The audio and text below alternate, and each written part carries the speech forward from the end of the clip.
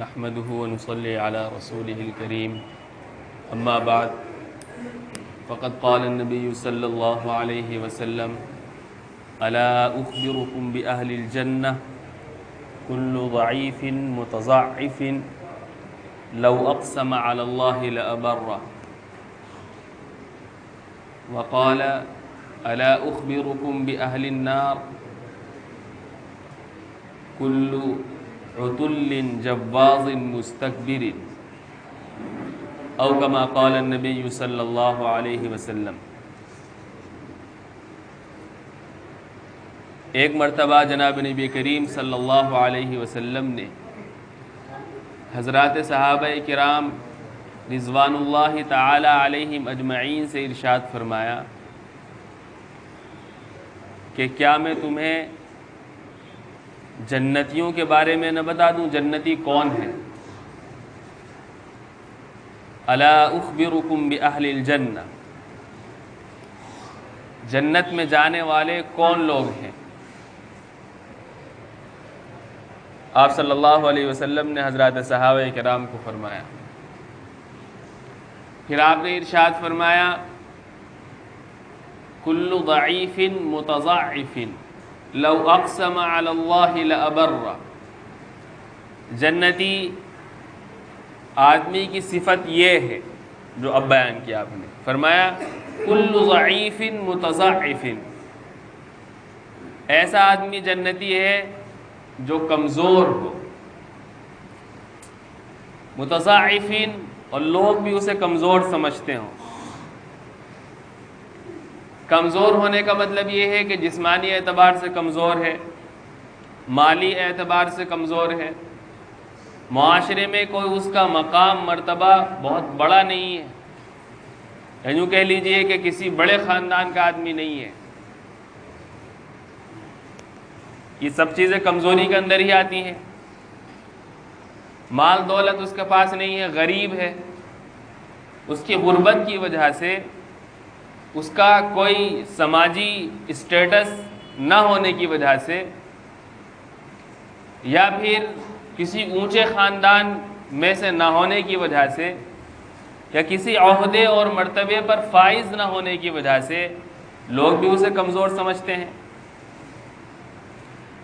حالانکہ اس شخص کی ایمانی حالت یہ ہے، اعمال کے اعتبار سے وہ شخص اتنا مضبوط ہے کہ اگر وہ اللہ تبارک و تعالیٰ کے کرم پر امید رکھتے ہوئے کسی بات کی قسم کھا لے، لو اقسم علی اللہ،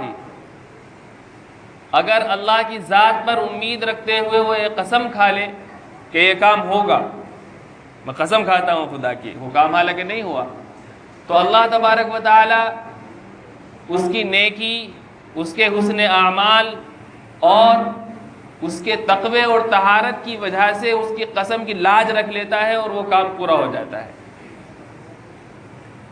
اللہ کے نزدیک اس کا مقام بہت بلند ہے، انسانوں کے نزدیک اس کا مقام ظاہری مقام، جس کی وجہ سے لوگ کسی کو حیثیت دیتے ہیں، عزت دیتے ہیں، وہ بظاہر وہ تمام چیزیں اس کے پاس نہیں ہیں۔ ایسا شخص جنتی ہے۔ چنانچہ جناب نبی کریم صلی اللہ علیہ وسلم کی جو مجلس ہوتی تھی اس میں سب طرح کے لوگ ہوتے تھے، بلکہ زیادہ تر صحابہ کرام کمزور ہی تھے، لیکن آپ صلی اللہ علیہ وسلم کی مجلس میں آپ کی نگاہوں میں ان کا مقام بڑا بلند تھا۔ آپ کی مجلس میں حضرت عثمان غنی رضی اللہ تعالیٰ عنہ تھے جو بہت بڑے مالدار تھے، حضرت عبد الرحمن بن عوف رضی اللہ تعالیٰ عنہ تھے، وہ بھی بہت بڑے مالدار تھے، وہ بھی بیٹھتے تھے، اور حضرت بلال حبشی، حضرت سلمان فارسی، حضرت صہیب رومی وغیرہ وغیرہ، اکثر صحابہ کرام رضوان اللہ تعالیٰ علیہم اجمعین، یہ معاشرے میں ان کی کوئی مالی حیثیت بہت مستحکم، بہت زیادہ مضبوط نہیں تھی، بڑے غریب آدمی تھے، کئی دن کے ان کے ہاں فاقے ہوتے تھے، لیکن آپ کی مجلس میں جہاں پر یہ سب بڑے بڑے لوگ بیٹھتے تھے وہاں پر یہ بھی بیٹھتے تھے، اور ان کے فضائل بھی آپ صلی اللہ علیہ وسلم نے بیان فرمائے ہیں۔ اپنے عمل سے آپ صلی اللہ علیہ وسلم نے یہ بیان فرمایا ہے اور اپنے ارشادات میں بھی کہ اصل جو انسان کی حیثیت ہے، اصل جو انسان کی فضیلت کا دار و مدار ہے، وہ نہیں ہے جو لوگ سمجھتے ہیں، بلکہ وہ ہے جس کو اللہ سمجھتا ہے، اور وہ ہے دلوں کا تقوی۔ ان اکرمکم عند اللہ اتقاکم، تم میں جتنے بھی لوگ ہیں ان میں سب سے باعزت لوگ وہ ہیں، سب سے زیادہ کریم وہ لوگ ہیں جو اللہ کے نزدیک اللہ سے سب سے زیادہ ڈرنے والے ہیں۔ چنانچہ آپ صلی اللہ علیہ وسلم کے اس طرز عمل کو دیکھتے ہوئے کفار مکہ، جن کو اپنی خاندانی حیثیت کا اور اپنے سردار ہونے کا بڑا غرہ تھا، آپ صلی اللہ علیہ وسلم سے کہتے تھے ٹھیک ہے آپ کے پاس آ جائیں گے، ہم آپ کی مجلس میں بیٹھ بھی جائیں گے، البتہ آپ کی مجلس میں جو ایک کمزور لوگ بیٹھے رہتے ہیں، غریب لوگ بیٹھے رہتے ہیں، سماج میں ان کی کوئی حیثیت نہیں ہے، بس ہماری شرط یہ ہے کہ ان کو آپ اپنی مجلس سے ہٹا دیجئے، ہمارے لیے کوئی الگ سے مجلس منعقد کیجئے جس میں ہم آ کر کے آپ کی باتیں سنیں اور آپ کی باتوں کو قبول کریں۔ بظاہر آپ صلی اللہ علیہ وسلم ایسا کر لیتے، ایمان کا مسئلہ تھا نا ان کے، ہو سکتا تھا کہ آپ صلی اللہ علیہ وسلم الگ سے ان کو وقت دیتے، الگ سے ان کی مجلس منعقد کرتے سردارانہ قریش کی، اور آپ کی کوئی بات ان کے دل میں اتر جاتی، ایمان قبول کر لیتے، لیکن ایسا نہیں ہوا۔ اللہ تبارک و تعالیٰ نے فوراً قرآن کریم کی آیت اتاری، وَلَا تَطْرُدُوا الَّذِينَ يَدْعُونَ رَبَّهُمْ بِالْغَدَاةِ وَالْعَشِيِّ يُرِيدُونَ وَجْهَهُ وَلَا تَعْدُ عَيْنَاكَ عَنْهُمْ تُرِيدُ زِينَةَ الْحَيَاةِ الدُّنْيَا، کہ وہ لوگ جو اپنے پروردگار کو صبح و شام پکارتے ہیں، آپ ان کو اپنی مجلس سے دور نہ کیجیے، یعنی ان کا جو مطالبہ ہے کہ آپ ان کو ہٹا دیجئے اور ہم پھر مجلس میں آئیں گے، گویا جہاں پر یہ غریب کمزور ناتوان لوگ بیٹھے ہوئے ہیں اس مجلس میں بیٹھنا ہماری شان کے خلاف ہے۔ اللہ نے اس پر فوراً آیت نازل کر دی کہ ایسا نہیں ہوگا، یہ جو غریب کمزور لوگ بیٹھے ہوئے ہیں تمہاری مجلس میں، یہ طالب بن کر کے آئے ہیں، ان کو آپ کی باتوں کی قدر ہے، طلب ہے، آپ جو کہتے ہیں وہ اس پر عمل بھی کرتے ہیں، اپنی زندگیوں میں لاتے بھی ہیں، اور جو کفار مکہ ہیں جو اپنے آپ کو بڑا سمجھ رہے ہیں اور اپنی حیثیت کے موافق آپ سے مطالبہ کر رہے ہیں، اللہ تبارک و تعالیٰ کو ان کی ضرورت نہیں ہے۔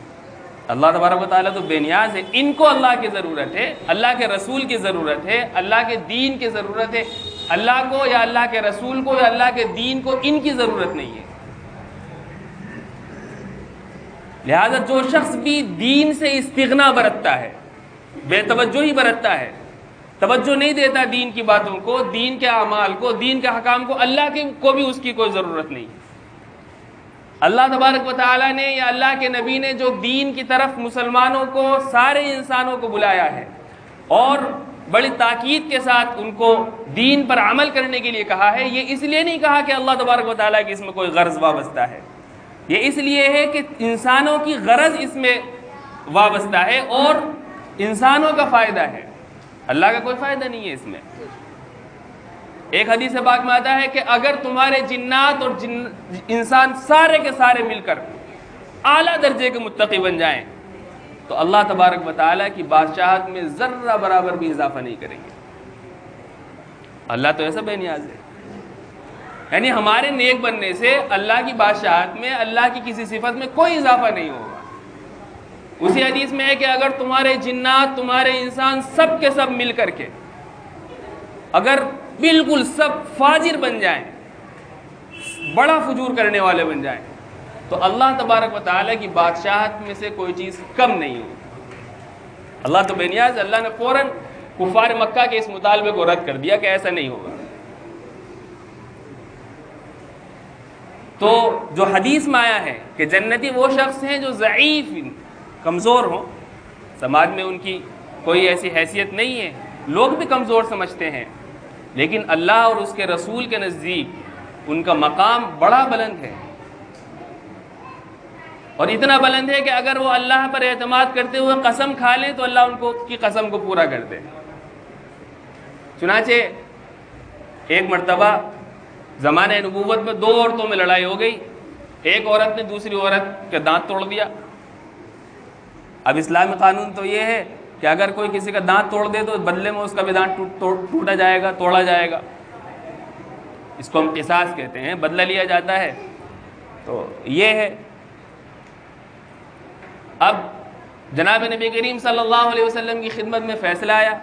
آپ صلی اللہ علیہ وسلم نے جو اسلام کا قانون ہے فیصلہ کر دیا کہ اگر اس کا دانت ٹوٹا ہے اور یہ بدلہ ہی لینا چاہتی ہے یہ عورت، تو ان کا بھی دانت ٹوٹے گا.